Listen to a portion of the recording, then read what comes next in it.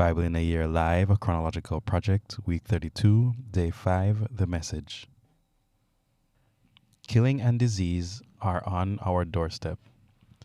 The message Jeremiah received from God in the 10th year of Zedekiah, king of Judah. It was the 18th year of Nebuchadnezzar. At that time, the army of the king of Babylon was holding Jerusalem under siege. Jeremiah was shut up in jail in the royal palace. Zedekiah, king of Judah, had locked him up, complaining, "How dare you preach, saying, 'God says, I'm warning you, I will hand this city over to the king of Babylon, and he will take it over.' Zedekiah, king of Judah, will be handed over to the Chaldeans right along with the city. He'll be handed over to the king of Babylon and forced to face the music. He'll be hauled off to Babylon, where he'll stay until I deal with him. God's decree. Fight against the Babylonians all you want. It won't get you anywhere." Jeremiah said, "God's message came to me like this. Prepare yourself, Hanamel. Your uncle Shallum's son is on his way to see you. He's going to say, 'Buy my field in Anathoth. You have the legal right to buy it.'" And sure enough, just as God had said, my cousin Hanamel came to me while I was in jail and said, "Buy my field in Anathoth, in the territory of Benjamin, for you have the legal right to keep it in the family. Buy it, take it over." That did it. I knew it was God's message. So I bought the field at Anathoth from my cousin Hanamel. I paid him 17 silver shekels. I followed all the proper procedures. In the presence of witnesses, I wrote out the bill of sale, sealed it, and weighed out the money on the scales. Then I took the deed of purchase, the sealed copy that contained the contract and its conditions, and also the open copy, and gave them to Baruch, son of Neriah, the son of Maaseiah. All this took place in the presence of my cousin Hanamel and the witnesses who had signed the deed, as the Jews who were at the jail that day looked on. Then, in front of all of them, I told Baruch, "These are the orders from God of the angel armies, the God of Israel. Take these documents, both the sealed and the open deeds, and put them for safekeeping in a pottery jar. For God of the angel armies, the God of Israel says, life is going to return to normal. Homes and fields and vineyards are again going to be bought in this country." And then, having handed over the legal documents to Baruch, son of Neriah, I prayed to God, "Dear God, my master, you created earth and sky by your great power, by merely stretching out your arm. There's nothing you can't do. You're loyal in your steadfast love to thousands upon thousands, but you also make children live with the fallout from their parents' sin. Great and powerful God, named God of the angel armies, determined in purpose and relentless in following through.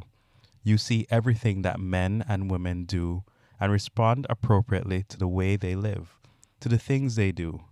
You perform signs and wonders in the country of Egypt, and continue to do so right in the present, right here in Israel and everywhere else too.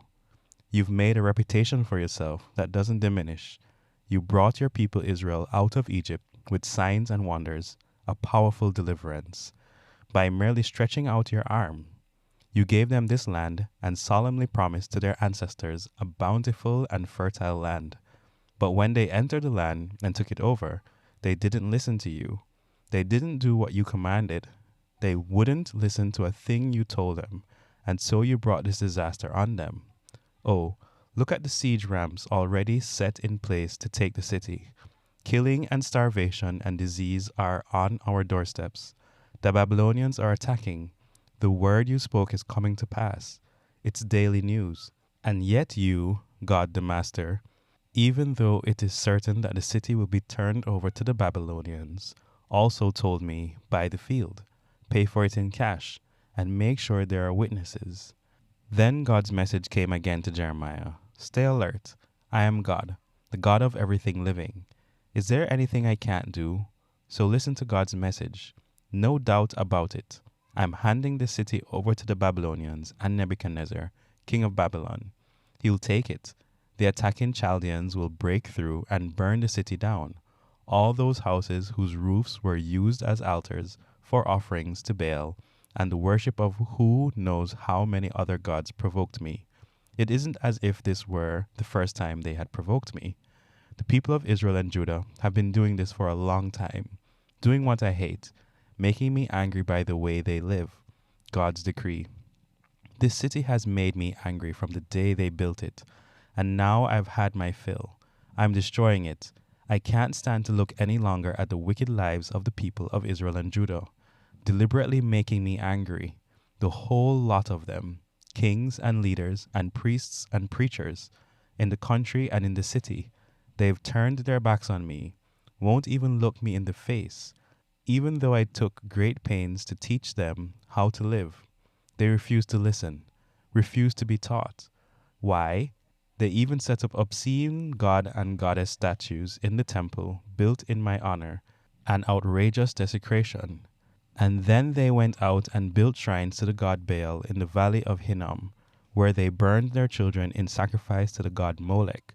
I can hardly conceive of such evil, turning the whole country into one huge act of sin. But there is also this message from me, the God of Israel, to this city of which you have said, in killing and starvation and disease, this city will be delivered up to the king of Babylon. Watch for this. I will collect them from all the countries to which I will have driven them in my anger and rage and indignation. Yes, I'll bring them all back to this place and let them live here in peace. They will be my people. I will be their God. I'll make them of one mind and heart, always honoring me, so that they can live good and whole lives, they and their children after them. What's more, I'll make a covenant with them that will last forever, a covenant to stick with them no matter what, and work for their good. I'll fill their hearts with a deep respect for me, so they'll not even think of turning away from me. Oh, how I'll rejoice in them. Oh, how I'll delight in doing good things for them. Heart and soul, I'll plant them in this country and keep them here. Yes, this is God's message. I will certainly bring this huge catastrophe on this people, but I will also usher in a wonderful life of prosperity. I promise. Fields are going to be bought here again. Yes, in this very country that you assume is going to end up desolate, gone to the dogs, unlivable, wrecked by the Babylonians. Yes, people buy farms again, and legally, with deeds of purchase, sealed documents, proper witnesses, and right here in the territory of Benjamin, and in the area around Jerusalem, around the villages of Judah and the hill country, the Shephelah and the Negev. I will restore everything that was lost. God's decree.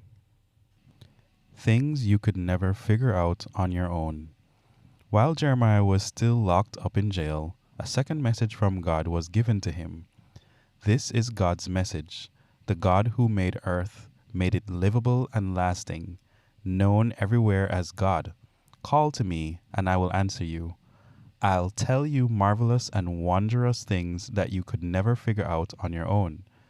This is what God, the God of Israel, has to say about what's going on in this city, about the homes of both people and kings that have been demolished, about all the ravages of war and the killing by the Chaldeans, and about the streets littered with the dead bodies of those killed because of my raging anger, about all that's happened, because the evil actions in the city have turned my stomach in disgust. But now take another look. I'm going to give this city a thorough renovation, working a true healing inside and out.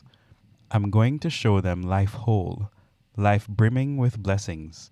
I'll restore everything that was lost to Judah and Jerusalem. I'll build everything back as good as new. I'll scrub them clean from the dirt they have done against me. I'll forgive everything they've done wrong, forgive all their rebellions, and Jerusalem will be a center of joy and praise and glory for all the countries on earth. They'll get reports on all the good I'm doing for her. They'll be in awe of the blessings I am pouring on her. Yes, God's message. You're going to look at this place, these empty and desolate towns of Judah and streets of Jerusalem, and say, a wasteland? Unlivable. Not even a dog could live here. But the time is coming when you're going to hear laughter and celebration, marriage festivals, people exclaiming, thank God of the angel armies. He's so good. His love never quits, as they bring thank offerings into God's temple. I'll restore everything that was lost in this land. I'll make everything as good as new. I, God, say so. God of the angel armies says, this coming desolation, unfit for even a stray dog, is once again going to become a pasture for shepherds who care for their flocks. You'll see flocks everywhere, in the mountains around the towns of the Shephelah and Negev, all over the territory of Benjamin, around Jerusalem and the towns of Judah, flocks under the care of shepherds who keep track of each sheep. God says so. A fresh and true shoot from the David tree. Watch for this. The time is coming, God's decree, when I will keep the promise I made to the families of Israel and Judah. When that time comes, I will make a fresh and true shoot sprout from the David tree. He will run this country honestly and fairly. He will set things right. That's when Judah will be secure and Jerusalem live in safety. The motto for the city will be, God has set things right for us. God has made it clear that there will always be a descendant of David ruling the people of Israel, and that there will always be Levitical priests on hand to offer burnt offerings, present grain offerings, and carry on the sacrificial worship in my honor.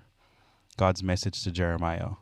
God says, if my covenant with day and my covenant with night ever fell apart so that the day and night became haphazard, and you never knew which was coming and when, then and only then would my covenant with my servant David fall apart and his descendants no longer rule.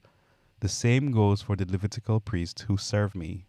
Just as you can't number the stars in the sky, nor measure the sand on the seashore, neither will you be able to account for the descendants of David my servant and the Levites who serve me. God's message to Jeremiah. Have you heard the saying that's making the rounds? The two families God chose, Israel and Judah, he disowned. And have you noticed that my people are treated with contempt, with rumors afoot that there's nothing to them anymore? Well, here's God's response. If my covenant with day and night wasn't in working order, if sky and earth weren't functioning the way I set them going, then, but only then, you might think I had disowned the descendants of Jacob and my servant David, and that I wouldn't set up any of David's descendants over the descendants of Abraham, Isaac, and Jacob. But as it is, I will give them back everything they've lost. The last word is, I will have mercy on them. In the 11th year, on the first day of the month, God's message came to me, Son of man, Tyre cheered when they got the news of Jerusalem, exclaiming, Good, the gateway city is smashed. Now all her business comes my way. She's in ruins, and I am in clover. Therefore, God the Master has this to say, I'm against you, Tyre, and I'll bring many nations surging against you, as the waves of the sea surging against the shore. They'll smash the city walls of Tyre and break down her towers.